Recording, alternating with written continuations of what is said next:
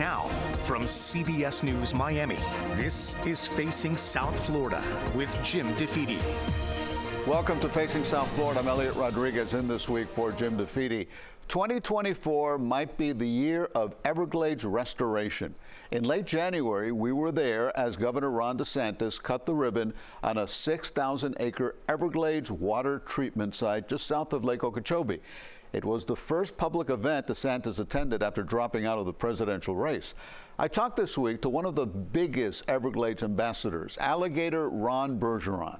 Ron is also a member of the governing board of the South Florida Water Management District. He's a Florida cowboy with deep roots in the River of Grass.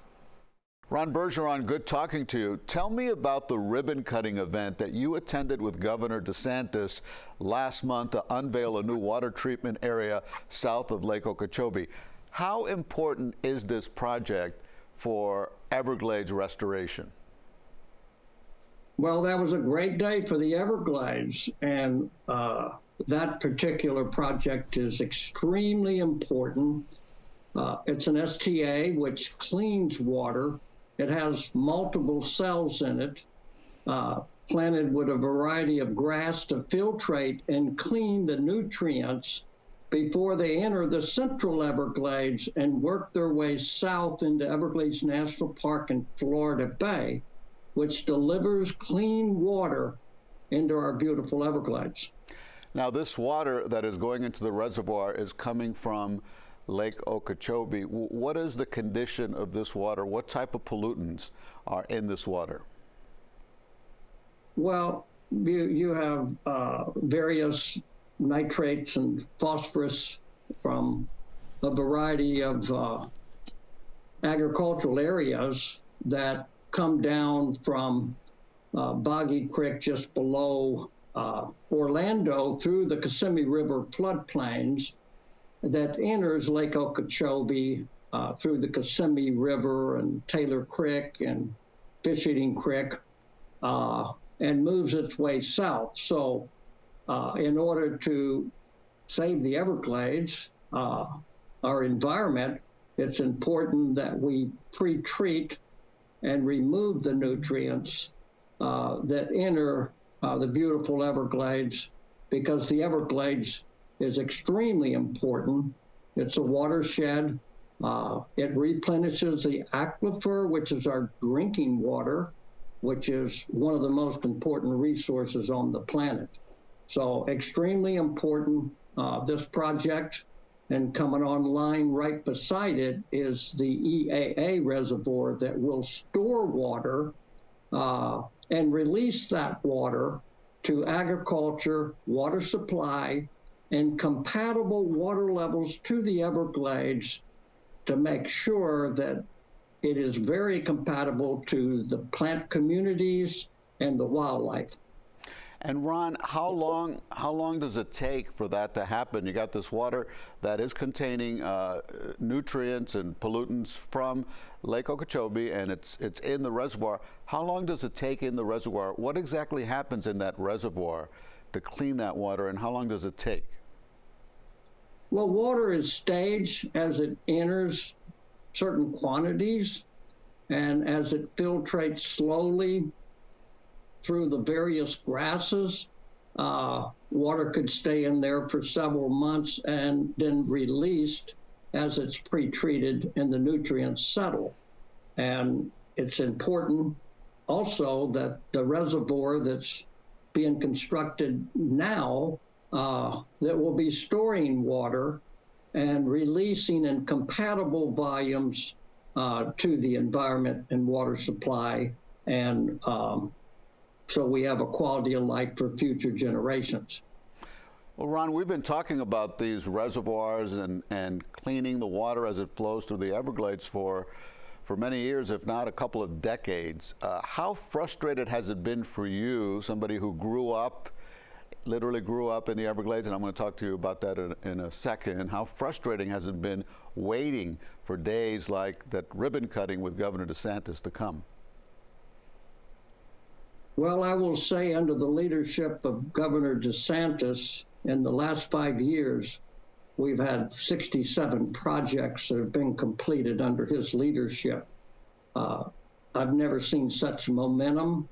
I think that it's important for future generations that we protect the Everglades, protect our drinking water, the most important resource on the planet, and important that we have a balance in Florida and outside of the Everglades and the wildlife corridor and our natural resources, that we have the infrastructure to have jobs and economical growth too. So it's the largest environmental restoration in the history of the world.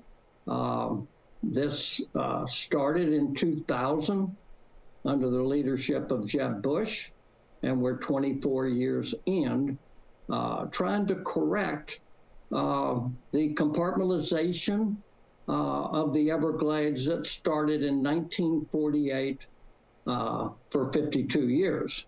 So it's extremely important to the public and our citizens here. We are the fishing capital of the world, the boating capital of the world, and we have over 100 million tourists that come here to not only see the Everglades and our beaches and hotels. And so the health of our rivers and the proper quantity, quality, timing, and distribution of water is so important to all of our natural resources. So South Florida will have a quality of life for future generations. And Ron, you mentioned former Governor Jeb Bush, and I think of his leadership more than 20 years ago. I think of former Senator and Governor Bob Graham, former Congresswoman from Miami, Eliott Ross-Leighton, and Clay Shaw from Broward County. These have all been champions of the Everglades, and really, no matter what their political label is, do you see the Everglades as a unifying factor in a state where sometimes we're too divided when it comes to politics? Well, you're right.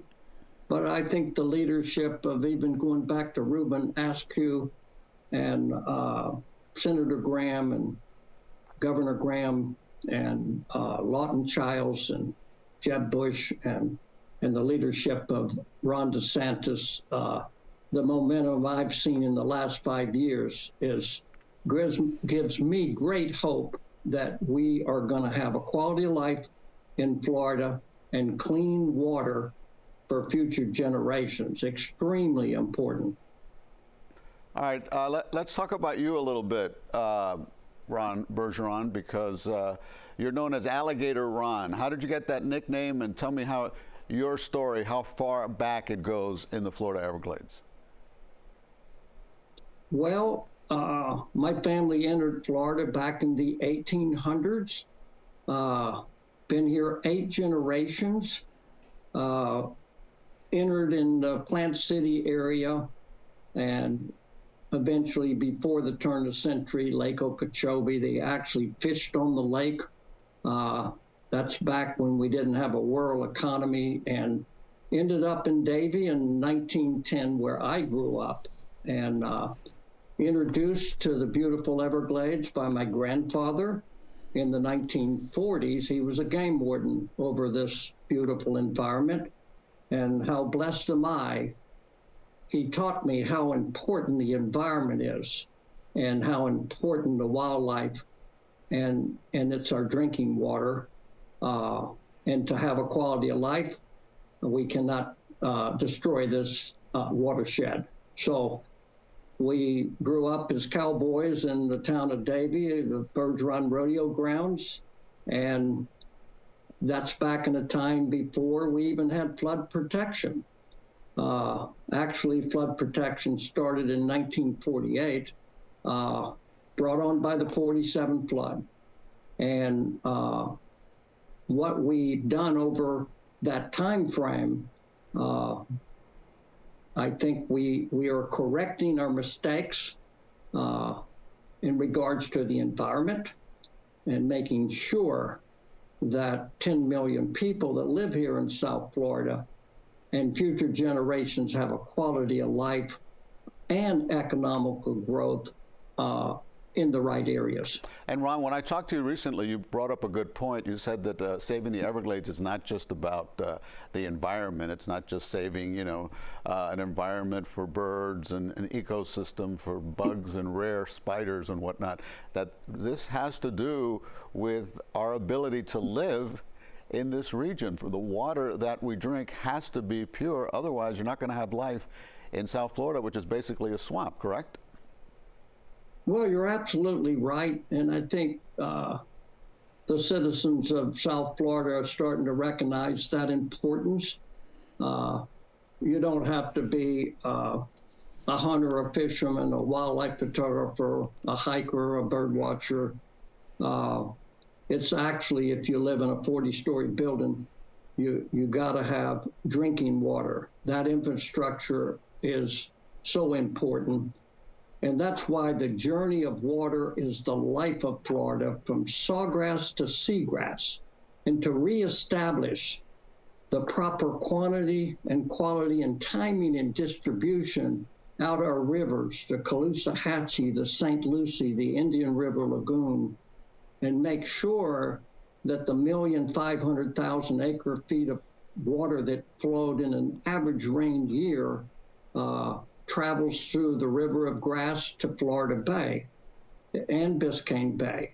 Extremely important that we have a quality of life and we have that balance in certain areas to where we do have jobs and economical growth. And I think the citizens of South Florida recognize that how important that is. And I'm honored to be a part of that, working with Governor DeSantis.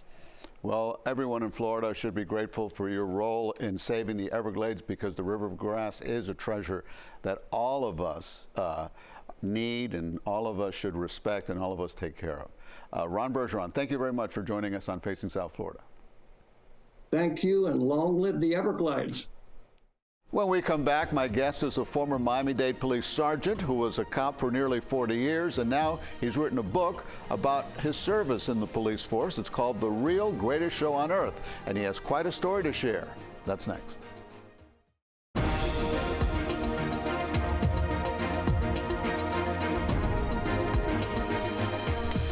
Welcome back to our program. This morning, we take a look into the world of police work from a retired cop who spent 37 years on the Miami-Dade Police Force. His book is called The Real Greatest Show on Earth, and it's a fascinating look behind the badge at the day-to-day life of a cop working the streets of South Florida. Bert Gonzalez is a retired sergeant. He says cops see things no one should ever see, but also things no comedian would ever imagine. The author is joining me this morning. I assume you saw some funny things as a police officer, right? Quite a few. I want to talk to you about a few of them. But first of all, welcome to our program. Thank you for inviting me. You spent 37 years as a Miami-Dade County police officer, yes. And then you decided to write this book, which is a pretty formidable book. Tell me about it. Why did you decide to write this book? Throughout my travels, as I like to say it, handling calls, meeting people, and let me preface this by saying this happens to all of us. Everything I wrote about happens to every cop everywhere. So I speak in general terms for us, not just me. I've had many people say to me, all the things we see and do and are involved in, you should write a book. And I've heard that I don't know how many times. So when I was getting near the end of my career, I said, all right, let me give this a shot and see if I can do this. And you titled it The Real Greatest Show on Earth. Explain that title to me. Out there, we consider it kind of a circus, and we're the ringmasters because of everything that happens, and it never stops happening, and it's always a sideshow here, a sideshow there, and the main event in the middle. So I said, it sounds like a circus, and then I thought of the title, and it just clicked, and I said, I have to name the book this. First, I want to ask you about your nickname, Maverick. How'd you get that? So in 1988, I was having a few internal difficulties with a supervisor. And then they decided to develop my career, as we call it, and transfer me to another station. So I was at Station 5, our Southwest District, which is now Kendall, and they sent me to the Midwest District to the Midnight Training Squad. That squad trained rookies. And when I landed on the squad, I discovered that all the squad members had nicknames from the movie Top Gun. This was '88, 2 years after the movie. I said, okay, that's fun, that's nice. And I started learning all their nicknames, and they said to me, well, Bert, you come with a reputation of doing things your way and having been in some trouble, so you're a Maverick. And it stuck. You consider yourself a Maverick? Yes, I do, because I never went along with the crowd. When I was a kid in school, I never hung out with the guys if I didn't feel like it and they knew to leave me alone. So I wasn't brought into getting into trouble. But could you do that as a police officer? Not go with the crowd, not go do what you're told to do? I did my job. I followed orders. I took umbrage sometimes with some of the orders and things the way we did things, but I always did my job to the best of my ability, and that was never a question. It was more a personality issue. Okay, so in your family, and I believe we have a photograph to go with this, you are a cop, your brother is a cop, your son is a cop, your daughter-in-law, if I'm correct, is a cop, your sister-in-law, and you also have a niece. Yes. Who's a cop, and you posed for that beautiful picture right there. So it's sort of the family business, is it not? It is. In '83, when I started, I never realized I'd be starting the family business. My brother and his wife were in the Army at the time, and then he came on leave and rode with me when I was out on my own after training assignments. And I remember him one night after we're running lights and sirens all over the place, he turned to me, and I'll leave the colorful metaphor out, but he said, I'm going to do this job when I get out of the Army. And he came into it right out of the Army. His wife became a dispatcher and then a police officer, and now they're both retired. Okay, so tell me, what was life like for you 37 years as a Miami-Dade police officer? I could not believe I was getting paid to do this. And really? a lot of us feel that way because it's exciting, it's fun. You're busy, you're going from call to call. At that time, we got into chases all the time. It was the time of the cocaine cowboys, and they kept us pretty busy. In the Southwest District, where a lot of them lived, let's call it a lot of mayhem. There were a lot of killings, but it was just a great time with Miami growing the way it was, and we had to continue to grow with everything that was happening, us in the city of Miami, because we were relatively smaller departments at that time. But I can tell you that driving in the evening, and my favorite shift was always the afternoon shift, transition from day into night. And I didn't want to go home. A lot of us didn't want to go home.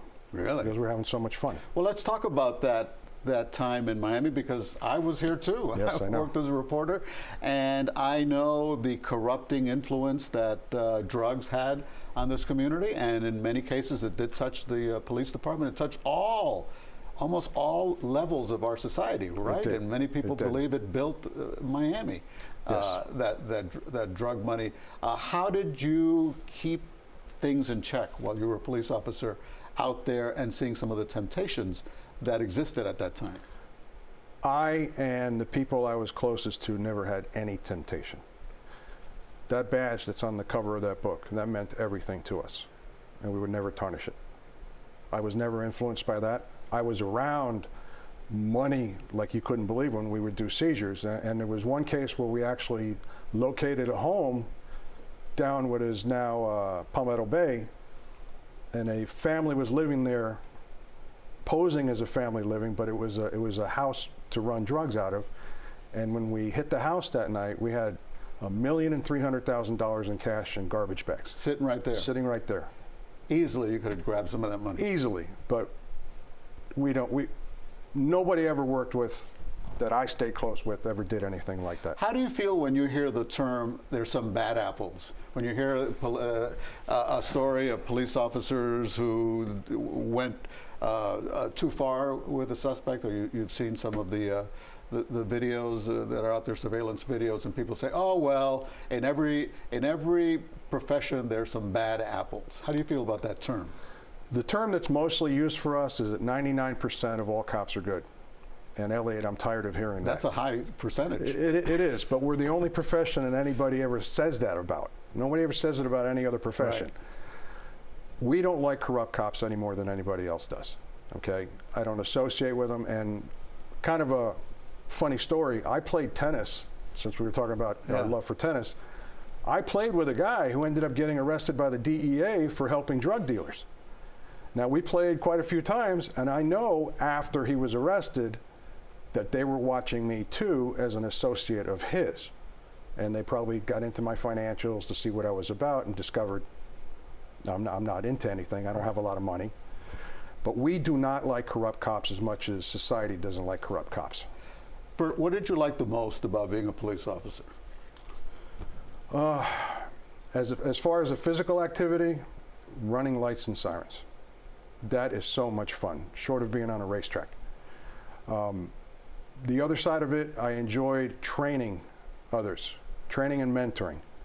I was part of quite a few training committees, and I would say that our groups, if you total all the people up, about 25,000 over our career that we've trained in various disciplines. And I've always been a trainer and a mentor the best that I could. And what advice do you give young cops? Number one, you got to watch out for each other. Number two, don't let your guard down. You cannot turn your back on anybody. In the book, two of the things I describe that make our job different than everybody else's, and some people are going to look at, when they hear what I'm going to say, go, wow. Two things that separate us. Be polite and courteous to everyone you meet, and be prepared to kill them. Because it can go sideways that fast. You're handling a call, you're handling a domestic, and someone comes out with a weapon. You stop a car, and all of a sudden they're drawing a weapon on you, when you were just going to go up and tell them they had a busted taillight. Did you have to shoot anybody while you were a police officer? Fortunately, I did not. The closest I came was to a shooting we were involved in on 79th Street Northwest, and a Hialeah motorman stepped right in front of me when I was going to pull the trigger. And I had enough presence of mind to pull back, because I would have shot him in the back. How often did you go to work thinking, hey, I may not come home to my family tonight? I never really thought that. I went out, I had confidence in our training and all the people around me. And then as I became more older in my profession, I gained more experience. I had a lot of confidence that we were going to go out and we were going to do our jobs and everything would be okay. What advice do you have for young people going into police work now, after 37 years of being on the street? You've got to have your heart and head in the right place. This job requires sacrifice. You don't get everything that you want instantaneously like we do in our society now with the phone and everything. It's a lot of hard work. You're going to see things that no one should ever see. Things are going to happen to you. And the best thing, what day one in the academy that our training advisors, Tony Soto and Corporal Anderson, told us in the first hour, understand that you can get seriously hurt or killed in this job. And before we put any money into you and time and training, get up and leave if you can't handle that. Young people need to understand that. It's not just about whatever prestige it is to wear a uniform and all the benefits, the great benefits that we have, especially in South Florida as police. It's service. Yes, it's service to others and to each other. The book is called The Real Greatest Show on Earth by retired Sergeant Bert Gonzalez. Bert Maverick Gonzalez, that is. And Sergeant, thank you very much for being here. Thank you for having me. Appreciate it. Thank you for your service and for your family service. Thank you. And we'll be right back after the break. Thanks so much for watching. Due to Super Bowl coverage next Sunday here on CBS, we'll be back in 2 weeks. Enjoy the rest of your day.